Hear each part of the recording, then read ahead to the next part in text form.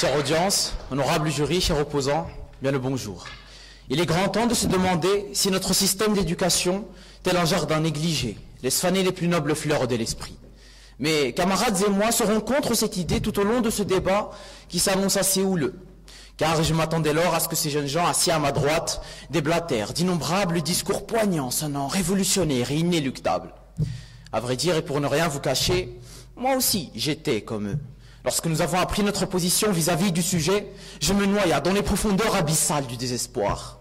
Car, et mes professeurs peuvent parfaitement en témoigner, j'étais anti-système. Je n'aimais pas certaines règles et la manière dont certaines choses étaient faites. Et je le faisais savoir d'ailleurs.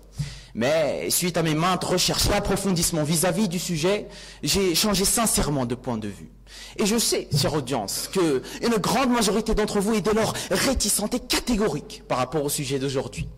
C'est pourquoi mes camarades et moi, tout au long de ce débat, allons vous convaincre que ce système d'éducation, qui certes peut parfois rencontrer certains obstacles et difficultés, et ceci est largement dû à sa mal-exploitation, mais nous y reviendrons plus tard, est assez louable. Bien.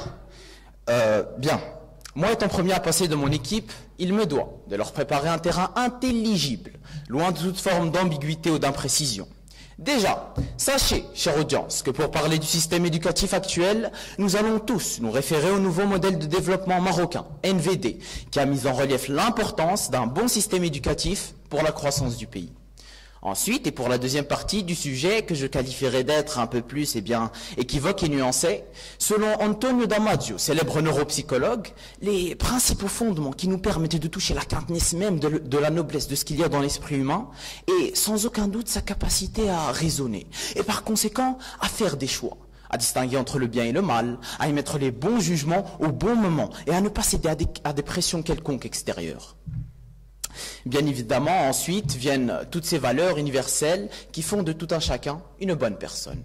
Et justement, chère audience, si je devais résumer le rôle fondamental de l'éducation, je dirais qu'elle va bien au-delà de la simple formation académique. Elle œuvre à forger des citoyens, que dis-je, de bons citoyens. C'est pourquoi, mesdames et messieurs, mes camarades et moi, tout au long de ce débat, allons vous convaincre que ce système d'éducation, comme je l'ai dit au préalable, qui certes peut parfois rencontrer certains obstacles et difficultés, et ceci est à nouveau largement, et je le redis, largement dû à sa mal-exploitation, mais qui malgré tout est sur la bonne voie et est au service d'une société qui en a grandement besoin. Merci.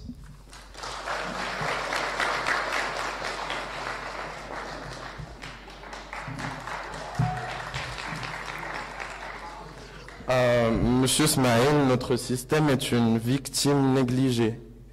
Très touchant. Être contraint à défendre l'ignorance ne la justifie pas. Je suis effaré, pétrifié et pris d'une terreur que même le plus éloquent d'entre vous ne saurait qualifier. Je suis chagriné, mélancolique, mais je ne le suis pas pour moi-même. Je le suis pour nous, pour ceux qui viendront et ceux qui ont déjà péri. Mesdames et messieurs, honorables jurys, chers opposants, bien le bonjour. L'honneur de me porter ici devant vous n'étant en aucun cas ignorable, mais il est décevant d'avoir à défendre une vérité des plus avérées, des plus authentiques et des plus exactes. Cela me fait du mal au cœur. Et comme mon cœur, notre pays saigne. Il saigne d'un système d'éducation détruit, de mentalités ravagées et de principes détournés pour servir une seule et unique minorité. Une minorité malsaine, une minorité au pouvoir. Les larmes ne fréquentent pas les sentiers familiers de mes joues sans raison. Les larmes brûlent ma chair car la peine de tout un peuple qu'on cherche à abrutir s'y personnifie. La douleur de la jeunesse marocaine y prend forme. Comment garder espoir, chers opposants? Comment garder espoir entre les décombres d'esprit et d'âme écorchées par la propagande et la bêtise? Comment garder espoir quand mes semblables défendent la cause de nos maux, défendent la cause du néant intellectuel qui creuse notre société meurtrie? Mesdames et messieurs, aujourd'hui, l'heure est grave, l'heure est triste, l'heure est lasse. Les lèvres sont scellées car 1000 cris ne serviront pas à changer le mal que cause un système d'éducation défectueux. Un système basé sur la mémorisation plutôt que l'intelligence. Un système qui condamne les compétences socio-émotionnelles d'un individu à un système qui condamne un futur où l'ingénierie, la médecine ou même sciences économiques sont seule voie à la réussite. Et où quiconque osant défier ses voies et explorer son potentiel et passion se trouve marginalisé et mal vu. Qu'y a-t-il de plus précieux, de plus noble, de plus humble dans un esprit que la pensée, mesdames et messieurs? Non pas la pensée consommée, mais la pensée produite, la pensée fruit d'expérience et de sagesse honorable, la pensée torche de savoir.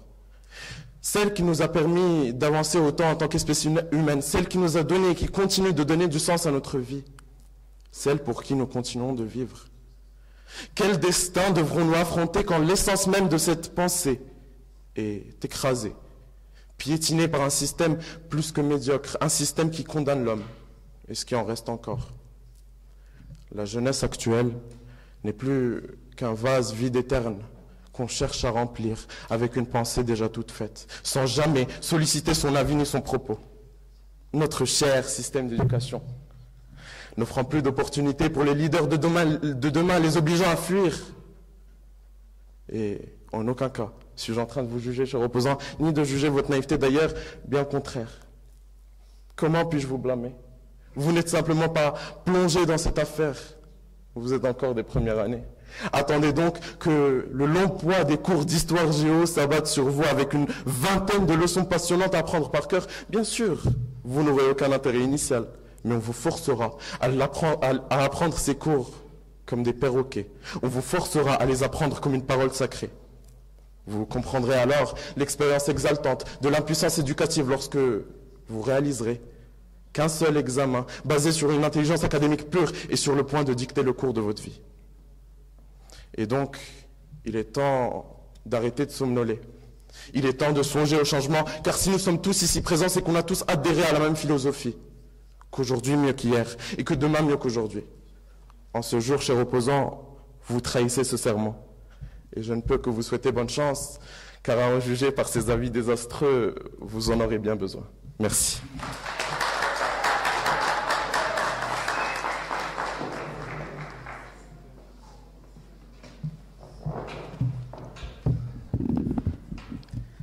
L'heure est triste, grave, lasse. Les larmes pourraient presque m'en tomber, mais j'attends toujours l'argument. Comme a dit Martin Luther King, I have a dream. Ou si vous préférez réponse, moi j'ai un rêve. Et ce rêve n'est pas des moindres. Mesdames, mesdemoiselles, messieurs, mon équipe et moi nous rêvons. Nous rêvons d'un Maroc parfait, un Maroc idyllique, sans défaut ni faille. Un Maroc équivalent à la description divine. Et j'ai espoir que nos chers opposants peuvent au moins partager ce rêve avec nous. Mais malheureusement, tout comme vous qui me regardez du haut de vos sièges, nous avons bien conscience de la folie de ce souhait. Mes coéquipiers et moi, nous avons beau avoir espoir, mais détrompez-vous. Toutes nos paroles restent loin des horizons utopiques et restent ancrées dans la réalité. Chers opposants, c'est là où vous se trouve votre bêtise. J'ai déjà prédit vos arguments. Le système éducatif n'encourage pas l'esprit analytique, il repousse l'imagination, il manque de ressources, des critiques légitimes, peut-être, mais auxquelles, contrairement à ce que vous prétendez, ne se limite absolument pas notre système. Avant que nos chers amis vous emportent dans l'ignorance de leurs calomnieuses paroles, attachez vos ceintures et asseyez-vous confortablement et laissez-vous guider dans l'unique et seule réalité, notre réalité. Bon, trêve de mondanité. Qu'est-ce qu'un système éducatif? C'est une infrastructure organisée et structurée qui vise à former de jeunes générations correctement formées. Comme vous pouvez le remarquer, cette définition n'inclut absolument pas ni les écoles ni les enseignants. Alors ne vous attendez pas à trouver la réelle essence du système éducatif dans les couloirs des établissements scolaires. En revanche, ce dont nous pouvons parler est le système gouvernemental instauré par le gouvernement. Depuis 1977, après l'arabisation et l'islamisation du système éducatif marocain, nous sommes passés d'un système islamiste extrémiste à un système encourageant l'étude des langues, la science, la philosophie et l'éducation civile. Ma camarade parlera plus en détail de cet argument dans la prochaine intervention. Pour marquer le changement de ce système, nous avons un témoignage de M. Bonnefour. Je me rappelle quand j'étais professeur au lycée à Casablanca et qu'on a reçu les nouvelles instructions officielles pour l'enseignement de la géographie, l'histoire et les langues. Ce dernier a été comparé à l'ancien. On vous dit que l'objectif est de former un citoyen marocain exemplaire, alors que dans les instructions officielles précédentes, l'objectif était d'apprendre à l'élève à lire un texte, à le résumer et à le disséquer. Comment forme-t-on un citoyen marocain exemplaire, me direz-vous? Bien, je laisse à nos chers camarades la liberté de répondre à cette question. En attendant, revenons au programme gouvernemental instauré par le système. Je cite, « Le système éducatif du Royaume du Maroc se fonde sur les principes et les valeurs de la foi islamique. Il vise à former un citoyen vertueux, modèle de rectitude, de modération, de tolérance, ouvert à la science, à la connaissance et doté de l'esprit d'initiative, de créativité et d'entreprise. Deuxièmement, le système éducatif du Royaume du Maroc respecte et révèle l'identité ancestrale de la nation. Il en manifeste les valeurs sacrées et intangibles. La foi en Dieu, l'amour de la patrie et l'attachement à la monarchie constitutionnelle. L'éducation s'attache aussi à développer un esprit de dialogue, conduit à la pratique démocratique dans le cadre de l'état de droit. Finalement, se basant sur la finalité précédente, le système d'éducation et de formation doit s'acquitter intégralement de ses fonctions envers les individus de la société, en leur offrant l'occasion d'acquérir des valeurs, des connaissances et des habilités les préparant à s'intégrer dans la vie active et leur offrant l'occasion de poursuivre leur apprentissage, tout en fournissant à la société des travailleurs et des cadres qualifiés. De surcroît, la société est en droit d'attendre du système d'éducation-formation qu'il prépare une élite de savants et de hauts cadres de gestion capables de piloter l'essor du pays et de le conduire à gravir les échelons du progrès scientifique, technique, économique et culturel. » Fin de citation. Comme vous pouvez le remarquer, il est explicitement mentionné dans la totale intégralité de ce que je viens de mentionner que le système vise à former des citoyens non seulement instruits, mais également dotés de valeurs et de principes, façonnant des citoyens éclairés et engagés. Notre rêve transcende donc l'utopie et engendre finalement une réalité en perpétuelle évolution. Merci.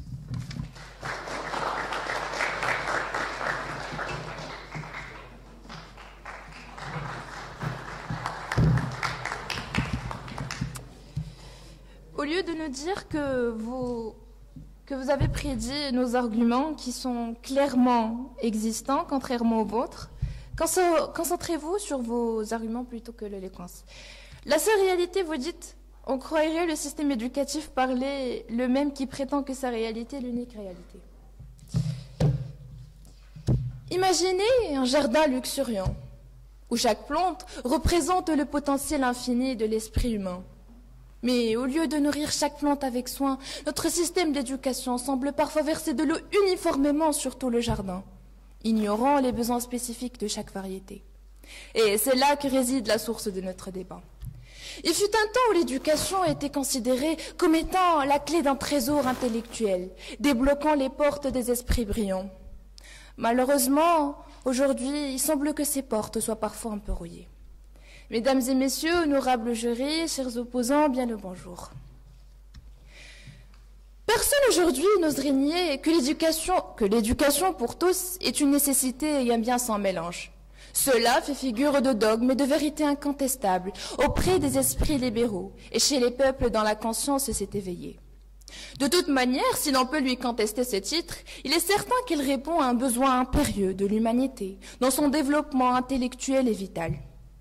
Mais la réalité telle que nous la connaissons soulève des interrogations sur la manière dont notre système d'éducation façonne nos esprits, nos valeurs et notre vision du monde. Notre système éducatif, conçu pour préparer les générations futures, s'appuie sur la notion stérile et purement académique que c'est la matière enseignée, l'acquisition de tel ou tel type d'information qui constitue le point central et fondamental. Et aussi qui constitue le point central et fondamental. Eh bien, c'est ce qui fait de nos leçons quelque chose de souverainement rebutant et ennuyeux. Et nous nous plaignons que les élèves soient agités et dissipés. Or, ce n'est là en réalité qu'une des nécessités, qu'un des moyens d'éducation. Une des nécessités est certainement pas la plus importante. Oui, mais cela fait une immense différence. Il est certain que si nous ne recherchons rien de plus qu'une certaine somme d'informations que la science met à notre disposition, il nous suffira peut-être de nous approprier la science occidentale, de l'ingurgiter toute crue ou par de petits bouts soigneusement empaquetés. Ou encore, parlons aussi de la compétition acharnée, cette course effrénée vers des notes qui sont parfois plus mystérieuses que les hiéroglyphes égyptiens. Oui, car rien n'évoque mieux l'éducation que de transformer nos jeunes esprits en athlètes olympiques de la mémoire, prêts à sacrifier la compréhension au profit d'une médaille en papier. Pourtant, l'essentiel n'est pas de savoir quelle information ou quelle science nous apprendront, ou encore quelles notes nous obtiendrons. Mais ce qui est le plus important, c'est de stimuler la pensée critique, de cultiver la passion et d'encourager la diversité, nourrissant ainsi l'empathie et la tolérance, des caractéristiques indéniablement nobles. Chère audience, il est certain que notre système éducatif, tel un jardin délaissé, ne cultive plus les valeurs nobles de l'esprit humain. Alors que je m'efforce de planter les graines de la vérité, nos chers opposants préfèrent cultiver une forêt d'illusions pour échapper à la réalité. Dans ce théâtre de l'éducation, certains se trouvent plus enclins à jouer le rôle de metteur en scène de l'illusion, pour masquer la réalité qui se joue devant nous. Cependant, soyons les jardiniers de la lucidité, déracinant les mensonges et arrosant les graines de la vérité, pour que finalement la floraison de la compréhension puisse éclairer même les esprits les plus ombrageux. Et sachez, mesdames et messieurs, que la vérité trouve toujours son chemin, malgré les buissons trompeurs. Merci.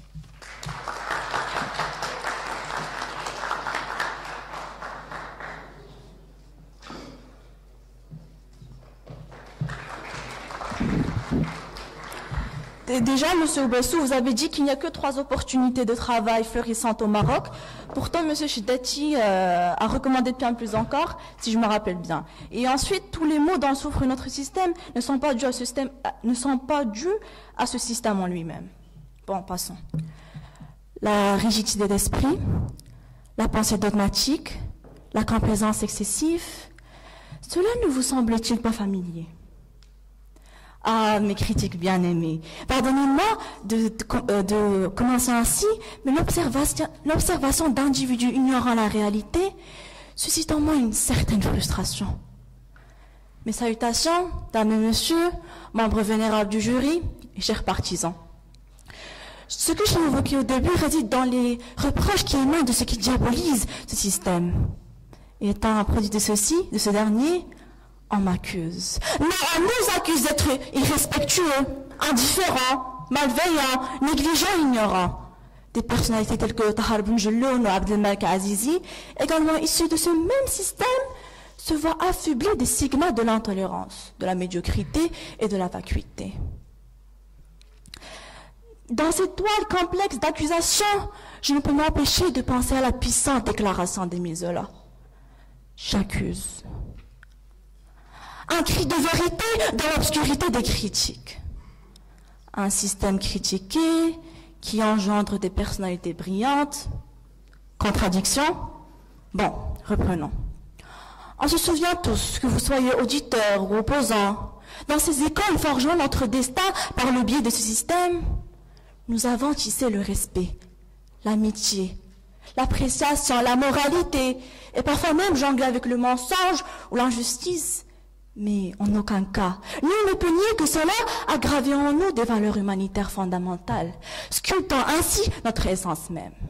Vous qui êtes présents ici, parlant, discutant, débattant en français, en arabe classique, également en anglais, que ça vous plaise ou non, le mérite en revient à notre système. Le système marocain est l'un des plus riches avec son inclusion de l'arabe, du français et de l'anglais en son programme. Ces langues, bien plus qu'académiques, œuvrent à cultiver notre compréhension interculturelle, renforcent notre flexibilité intellectuelle et pardonnez-moi.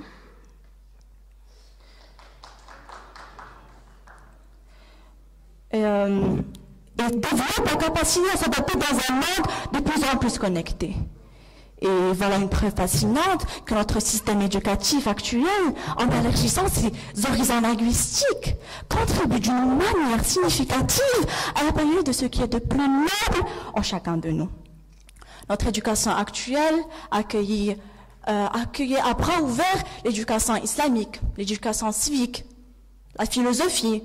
Et qui dit philosophie dit la pensée critique, la curiosité intellectuelle, la capacité de poser des questions profondes et bien plus encore. Et enfin, passons à notre thème préféré, ce que nous, amateurs des sciences mathématiques, chérissons tant, les mathématiques. Au-delà des chiffres et des équations, elle nous invite à apprendre la logique, à réfléchir de manière critique et à résoudre les problèmes. Et bien sûr, comment ne pas citer la plus noble des personnalités, Albert Einstein, pour qui les mathématiques sont l'expression suprême de l'esprit critique. Mais à vrai dire, chers partisans, je vous comprends parfaitement. Vous êtes du genre à privilégier l'expérience sur la simple logique, à croire que la vraie éducation commence une fois qu'on quitte l'univers trop sérieux des classes. Je vous simplifie les choses alors.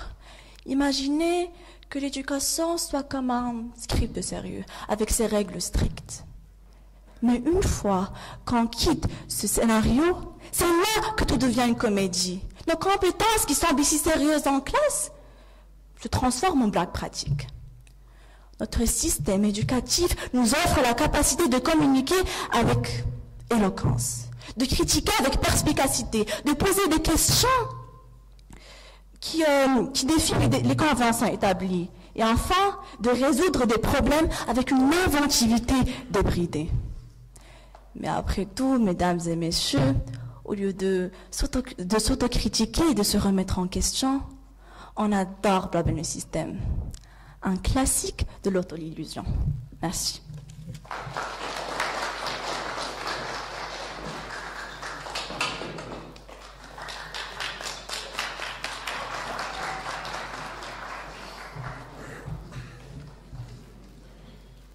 Vous parlez de Tahar Ben Jelloun, mais vous semblez oublier les millions d'autres étudiants qui sont produits de votre enrichissant système éducatif, mais qui demeurent oubliés.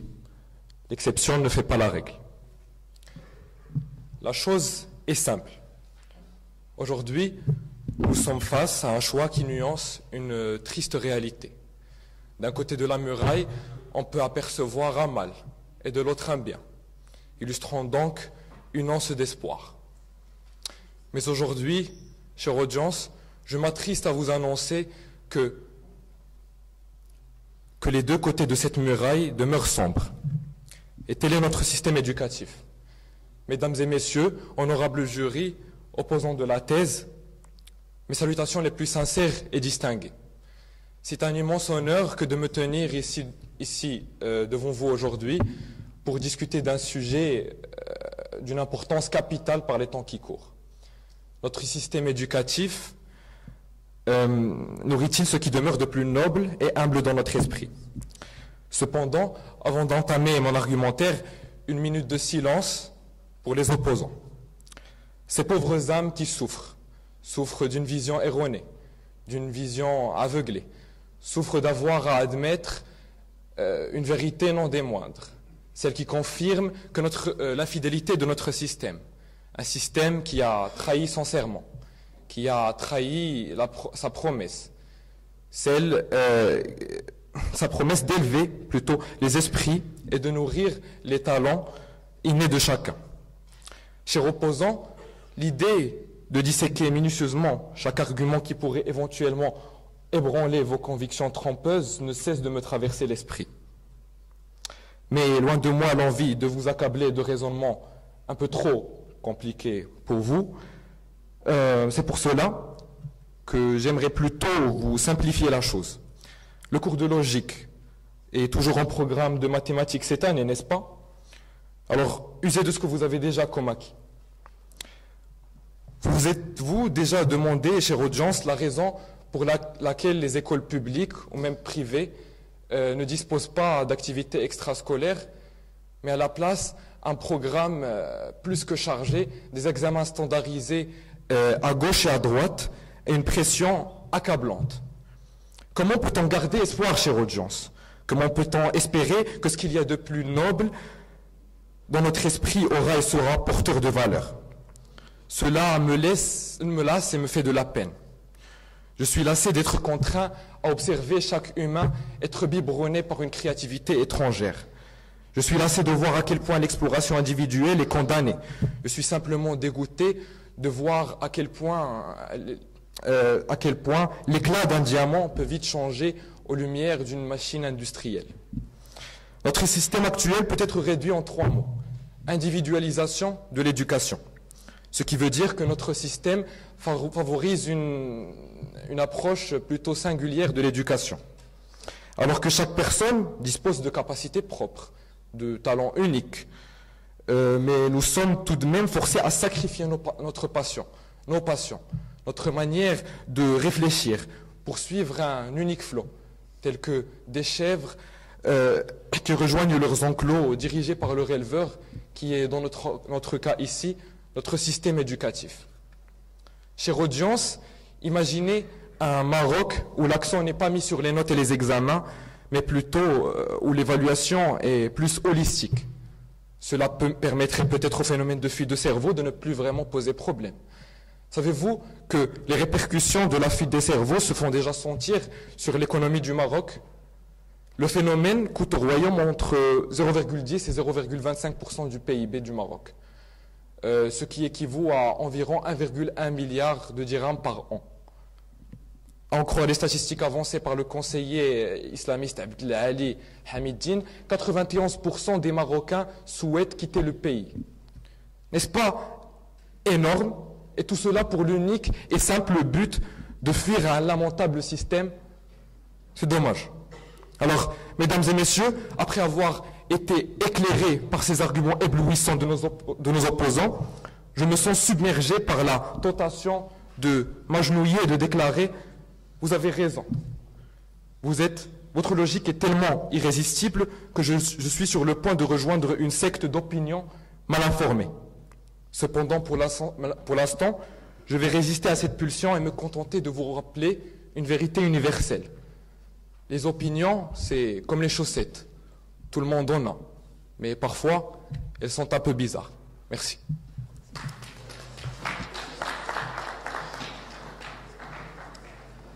Bien, on dit que les murs ont des oreilles. Visiblement, ce sont vos oreilles qui ont des murs. Voyons, cher opposant, nous n'allons pas nous répéter. Si, nous allons nous répéter, car mon camarade va très bien l'expliquer. Encore une fois, tous ces problèmes, tous ces maux dont vous victimisez, eh bien, ce n'est pas dû au système en lui-même, c'est dû à sa malexploitation. Ensuite, pour monsieur, l'aberrance de ton argument me transcende. L'exemple de l'histoire géo est très mal trouvé, parce que, comme nous le savons tous, il n'y a d'autres moyens pour se cultiver historiquement qu'en mémorisant les faits. Et pour monsieur qui vient de passer, je vois qu'il utilise des raccourcis encore plus rapides que Lewis Hamilton au dernier virage. Non, mais c'est aberrant. Tu as dit, tu as parlé d'un problème, mais ce problème relève, encore une fois, de problèmes économiques bien plus profonds dont tu n'as visiblement pas idée. Bien, mesdames et messieurs, l'heure est grave. Notre système éducatif actuel est bombardé de toutes parts. Les terroristes, vous me direz, cette bande d'ingrats, d'un pessimisme rarement égalé. Mais voyons, cher opposant, Schopenhauer, l'empereur même du pessimisme, n'aurait pas osé un quart de vous dire qu'il diabolise bien trop notre système éducatif. Ce dernier qui d'ailleurs mériterait d'être abordé d'un point de vue un peu plus académique et factuel. Mesdames et messieurs, vous n'êtes sans savoir que le Maroc se caractérise par l'un des systèmes scolaires les plus durs au monde.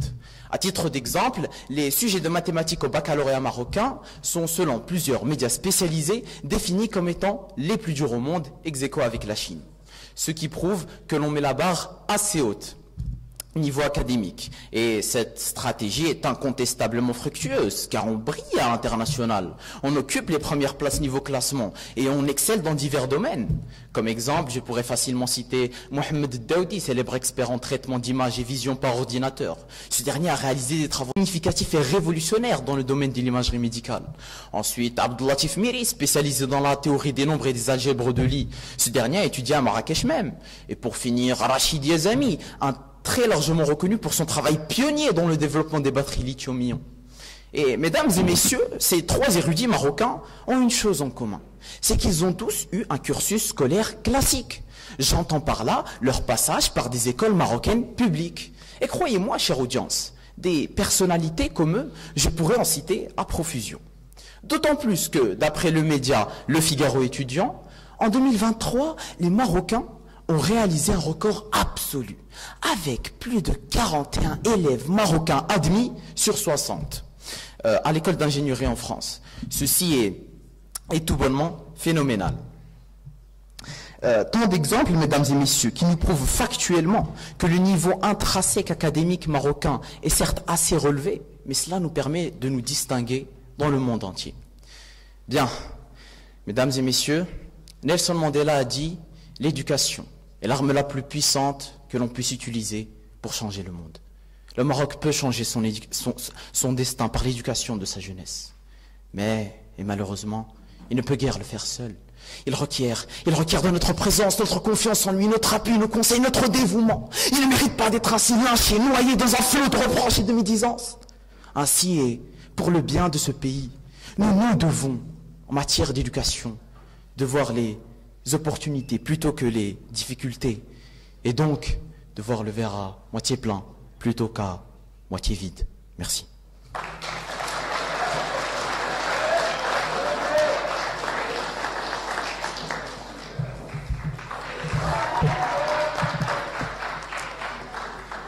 Vous êtes en train de dire que c'est à cause de son mal-exploitation? Aucun professeur ne l'exploite comme il se doit? Vraiment? En plus, vous vous contentez du strict minimum et de ce qui doit être. Bravo, vous étudiez les maths et les sciences. Sauf que ceci n'est pas une révolution, mais un changement qui était nécessaire. Dans le jardin fertile de l'apprentissage, chaque esprit est une graine, empreinte du mystère de son propre potentiel, attendant le moment propice pour éclore. Les salles de classe, telles des clairières ensorcelées, portent la promesse de libérer l'essence même de ce qui est noble en l'âme humaine. Une image enchanteresse, n'est-ce pas? Pourtant, la réalité peint un tout autre tableau. Ce jardin que l'on croyait fertile n'est en réalité qu'une terre aride, où les graines de créativité et d'innovation peinent à éclore. Les clairières, jadis ensorcelées de noblesse, ont été plongées dans l'ombre par une malédiction, lancée par une sorcière redoutée de tous. Cette sorcière, tout le monde la connaît, mais personne n'ose l'affronter. Son nom, le ministère de l'Éducation, et le sort qu'elle vient de jeter, c'est le système éducatif. Chers jurys, chers opposants et chers spectateurs, bonjour. Aujourd'hui, je me mets devant vous pour vous inviter à nous rejoindre dans ce combat contre cette malédiction, à lever le voile des ténèbres qui pèsent sur nos clairières, à restaurer la magie authentique de l'apprentissage. Pour cela, revenons dans notre enfance, cette belle enfance où nous étions intrépides devant notre soif d'apprendre, où chaque jour était une aventure spéciale, une quête, où chaque question révélait un trésor caché. Revenons dans cette époque où chaque matin, le simple trajet vers l'école illuminait nos visages d'un sourire contagieux. C'était un sourire qui en disait long sur notre joie, notre joie de savoir, de découvrir, de comprendre et d'explorer le monde qui s'ouvrait devant nous. Mais hélas, le temps a opéré une transformation mystérieuse. La triste réalité est que ces visages, autrefois remplis d'espoir, ne sont plus que des expressions cadavériques, dignes de morts vivants. Ceci nous montre que notre système d'éducation est un système prometteur à première impression. Mais en s'y habituant, on réussit à observer la réalité des choses. Que cette mauvaise malédiction ôte la joie de vivre, la créativité et la capacité à s'approprier ses propres idées à un individu, le laissant tel un vase, fade et morne, dépourvu de tout éclat, dont l'écho autrefois montrant un joyau lumineux et rayonnant. 1, 2, 1, 2. le cliquetis de machine résonne. Ainsi, ce paradoxe de l'enfant qui aimait apprendre et l'adulte qui redoute l'école s'inscrit dans le triste récit d'une perte progressive de l'éclat de l'éducation. Il est temps de reconnaître l'absence de l'émerveillement. L'école autrefois, refuge de notre soif de savoir, a montré son visage, tissé par la routine, les examens stressants et la pression constante. Chers opposants, n'êtes-vous pas affardis par le son du véridique? Ne voudriez-vous pas nous laisser le simple bénéfice du doute avant de nous bombarder par vos illusions mauvaises? Chers opposants, pourriez-vous nous expliquer comment la nature humaine qui réside dans l'amour du savoir a disparu du jour au lendemain? Par projection, chaque élève devrait se trouver au sommet de son épanouissement devant les tableaux. Pourtant, je crains qu'à la fin de ce débat, vous ne seriez réjouis de rejoindre vos classes. Chère audience, je me sens charitable aujourd'hui, car l'aveuglement spirituel me désole. Les âmes négligées flottent sur un pays où l'imagination n'a pas sa place et où la créativité n'est pas option. Comment peut-on vivre si ces droits ne sont guère concédés à la jeunesse marocaine? Comment peut-on contribuer à notre pays et le changer pour le mieux? Si la formation des esprits nouveaux, qui se doit de les préparer à une société dynamique, est la même depuis tant d'années, et où la seule source de changement est une culture occidentale, une culture étrangère qui nous contrôle telle des marionnettes, et nous prive de toute évolution ou changement autonome. Dans le silence de nos écoles, entendons-nous les voix créatives étouffées par les normes uniformes.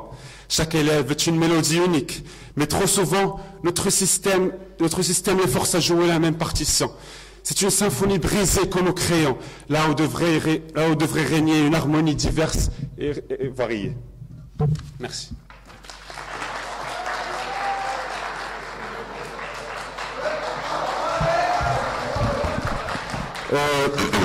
Alors, premièrement, pour vous répondre à tous, sauf monsieur, premièrement, mademoiselle, concernant votre critique de l'apprentissage, quand vous avez dit apprendre pour recevoir une médaille en papier, allez-y, faites-nous part d'une manière plus efficace pour l'instruction et l'information. Faites-nous part de votre imagination aussi débordante, digne de Poudlard. Ensuite, monsieur, d'après ce que j'ai compris de votre intervention, monsieur le défendeur des droits de l'homme, un système scolaire réussi devrait accoucher de millions de personnes tel Tahar Bejloun. Abdelmoula, 16 ans, citoyen de frère Ben Saleh, qui n'en a rien à faire de son éducation et qui n'en veut tout simplement pas, devrait accoucher de chefs-d'œuvre comme le racisme expliqué à ma fille ou recevoir le prix Goncourt. Je vous prie de garder vos idées communistes pour vous et pour vos complaisants de coéquipiers. Ensuite, d'après le marocdiplomatique.net, non pas 91% des Marocains souhaitent quitter leur pays, mais bien 21%. Donc je vous prie de vérifier vos sources avant de vouloir vérifier le système scolaire. Mesdames et messieurs, notre système éducatif nourrit ce qu'il y a de plus noble dans l'esprit humain. Certes, la déclaration peut être aussi percutante qu'un cours de philo à 8h du matin, mais je me tiens debout devant vous aujourd'hui, prêt à vous dévoiler la face cachée de cette médaille éducative. Voyez-vous, on nous dit souvent que notre système éducatif est censé être une fontaine de savoir, un jardin d'épanouissement culturel où les idées devraient fleurir comme des tulipes au printemps. Or, la réalité se rapproche plus d'une corvée de maths un samedi soir ou d'un buffet gastronomique où on nous sert de tout, mais on n'a ni le temps ni l'appétit de tout goûter. On nous donne les outils, mais on oublie de nous apprendre à les utiliser.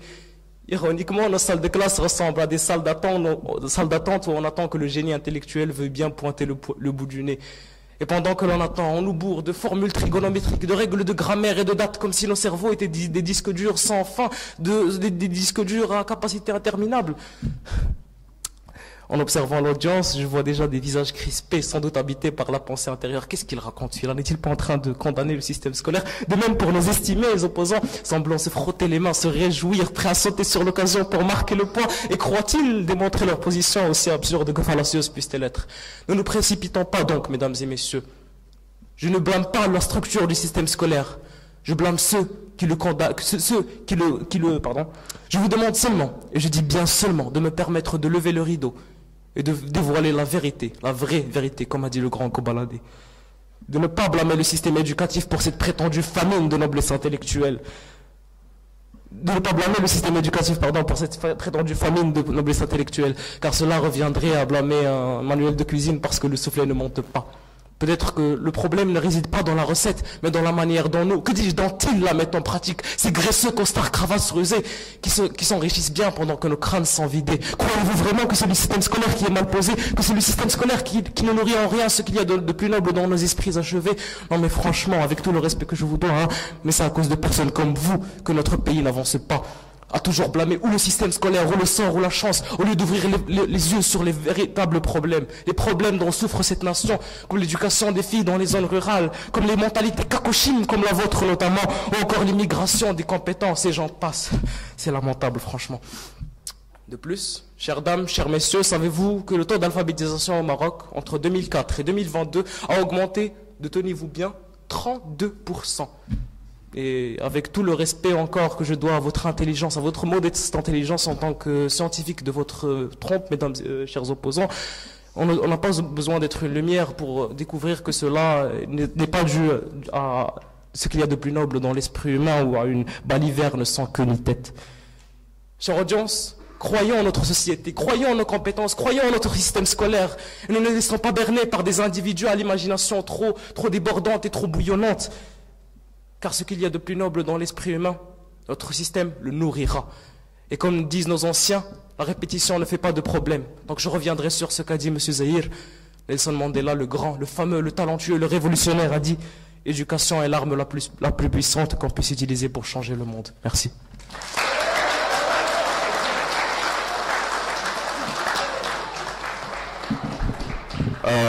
Monsieur Ryan, je pense que vos mots et votre vitesse vont à l'encontre de vos capacités intellectuelles.